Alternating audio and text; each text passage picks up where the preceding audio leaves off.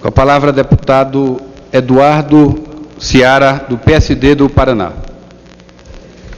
Senhor presidente, senhores e senhoras deputados, neste momento utilizo o grande expediente para relatar aqui a experiência de um ano intensamente vivido à frente da liderança do PSD aqui na Câmara Federal.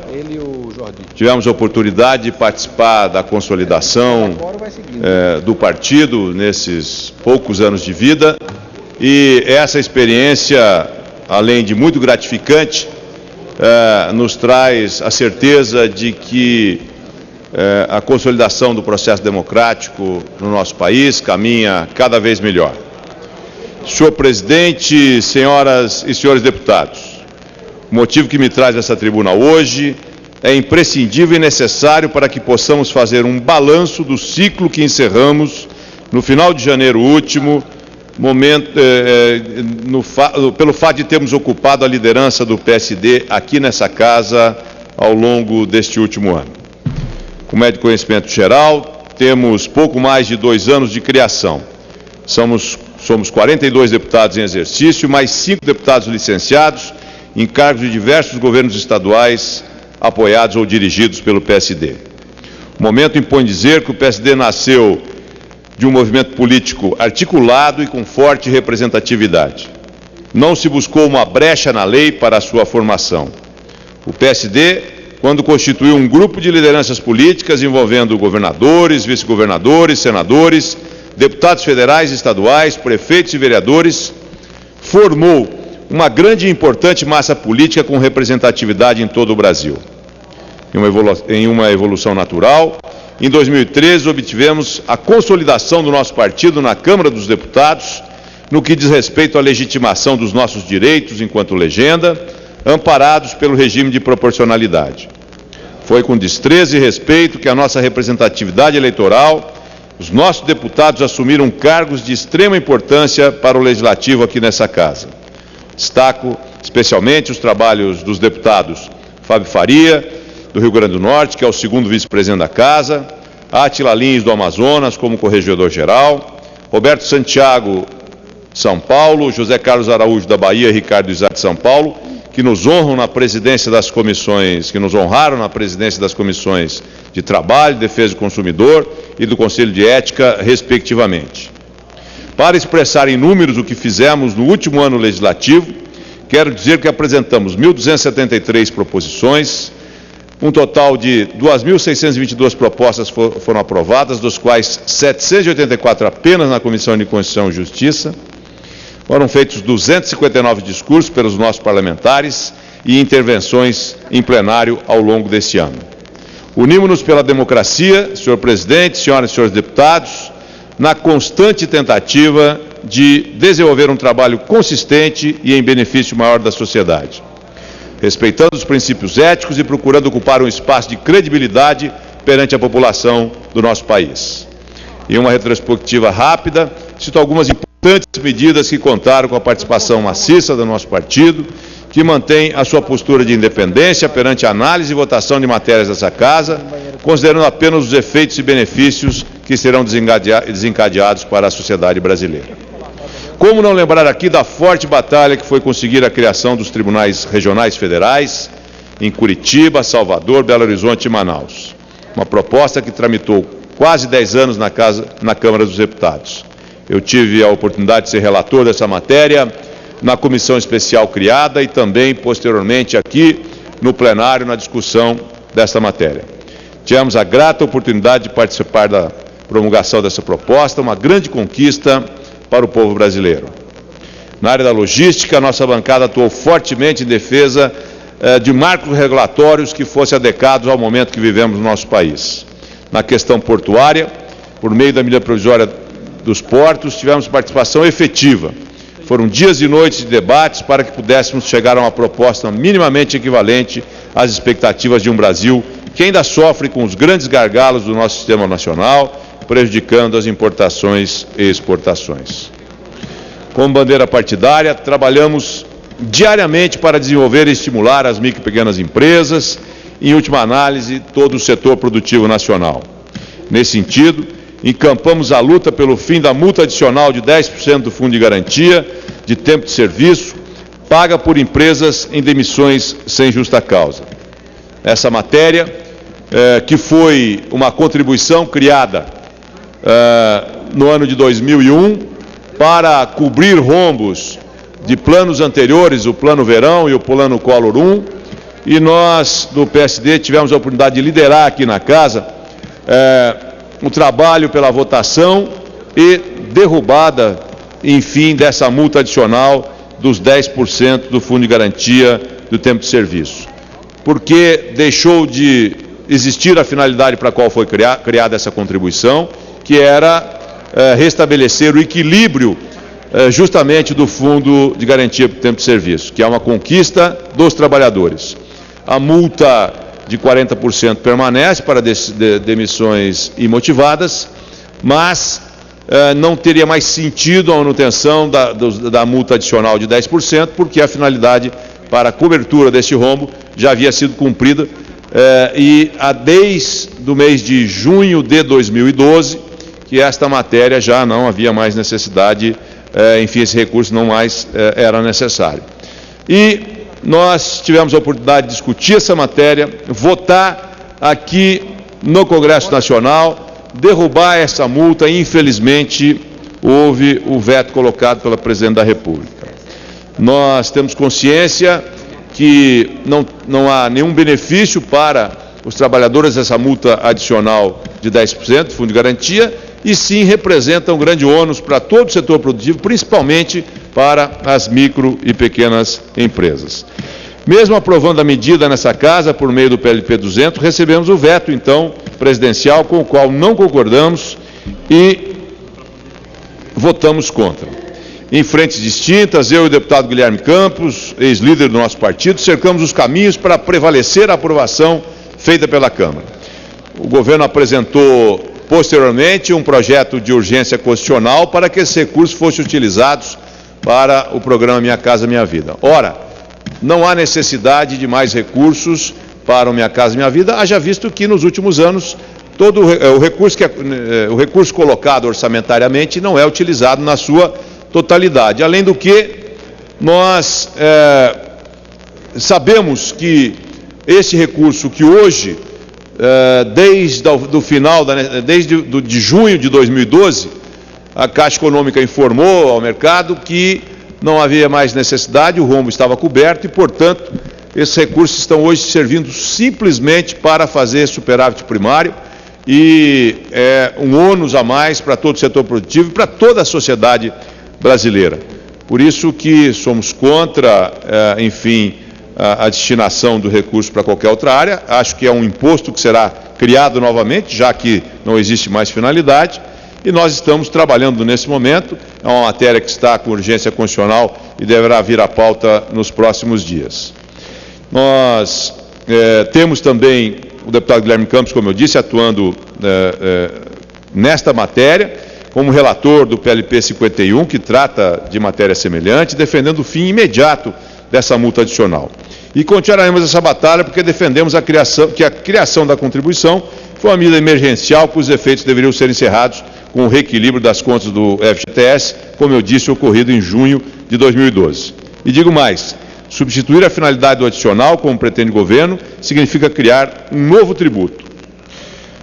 Como bandeira partidária, trabalhamos também diariamente para desenvolver e estimular, como eu disse, as micro e pequenas empresas. Nós dissemos aqui que as micro e pequenas empresas são fundamentais hoje e empregam quase 70% da mão de obra do Brasil e que seriam os maiores penalizados desse novo tributo. E sabemos que o Brasil, se tem hoje taxas muito aquém da média mundial no que diz respeito ao desemprego, nós devemos sim, sem dúvida, às micro e pequenas empresas. Cabe ressaltar também que foi aprovada aqui nesta Casa a proposta de emenda à Constituição 237/2012, que altera o Estatuto da Microempresa, pela Comissão Especial da Câmara que analisava a matéria.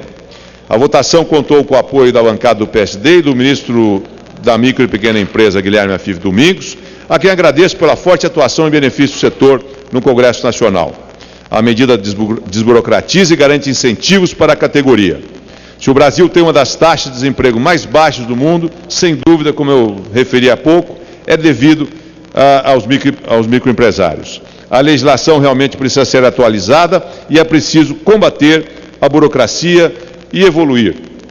Nós tivemos também a oportunidade de, aqui no Congresso Nacional, trabalhar matérias importantes, com a medida provisória 619, sancionada pela Presidente da República, e constavam regras da medida, constou uma emenda de nossa autoria que altera os critérios de cobrança de multas a pessoas físicas e jurídicas que deixam de apresentar declarações. Tivemos participação efetiva em várias medidas provisórias, propondo alterações que foram fundamentais para o nosso país. E ressalto aqui, na área da educação, o PSD, através da sua bancada, e nesse relato que faço deste ano à frente da liderança do partido, tivemos o relator da medida provisória 614, o deputado Roberto Santiago. Esta medida provisória na área da educação tornou obrigatória a exigência de doutorado para ingresso na carreira de professor em instituições federais de ensino superior.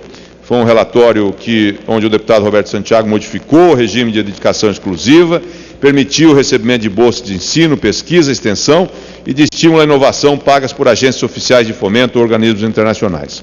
Pelo texto aprovado, reduzimos de 20 para 10 anos o período mínimo exigido para que docentes ocupem o cargo de professor titular livre do magistério superior ou de professor titular livre do ensino básico. Lutamos também aqui por causas importantes, como o fim do voto secreto, que serviu para a perda de mandatos parlamentares nos casos de quebra de decoro e de condenação criminal, como nós tivemos a oportunidade de, nos últimos dias,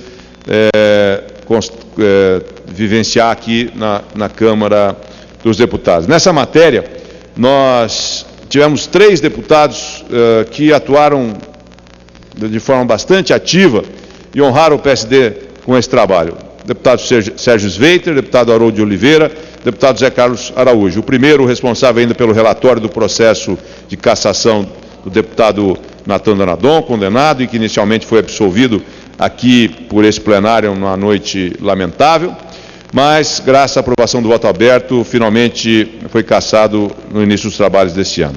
Também faço questão de registrar o parecer pela perda de mandato foi num parlamentar importante do partido, deputado Zé Carlos Araújo, que relatou a representação no Conselho de Ética e Decoro Parlamentar.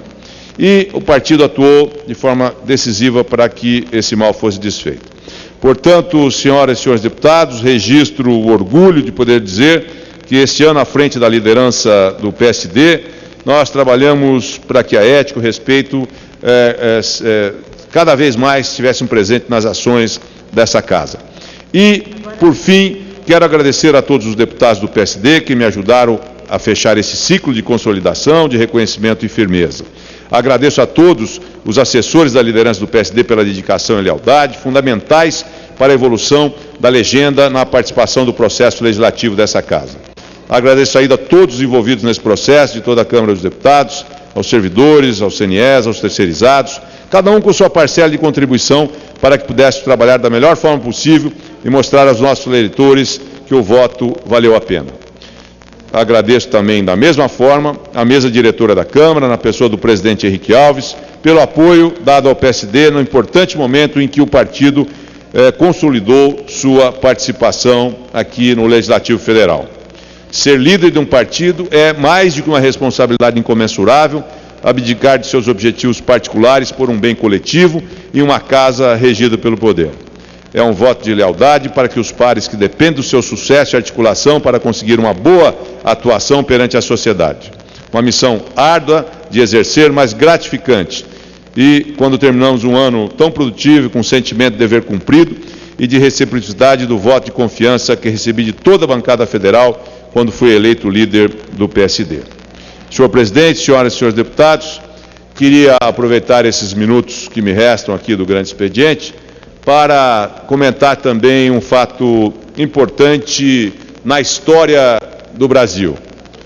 nós tivemos, neste início de 2014, a lembrança e a comemoração dos 120 anos de um dos eventos mais decisivos da nossa história republicana. É o Cerco da Lapa, ocorrido entre janeiro e fevereiro de 1894.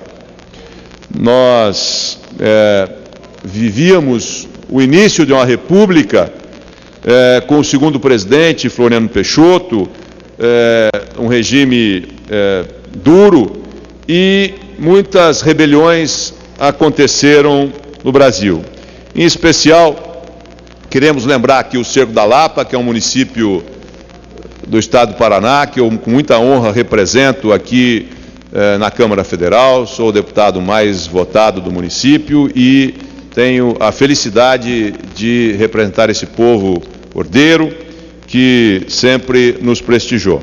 E a Lapa é um município que tem participação importante na história da República do nosso país, e o Cerco da Lapa foi um grande evento que marcou a história brasileira, tragicamente com mortes de lapianos importantes, porém deixou, sem dúvida nenhuma, uma grande contribuição na medida em que contribuiu para que nós restabelecêssemos a paz no nosso país.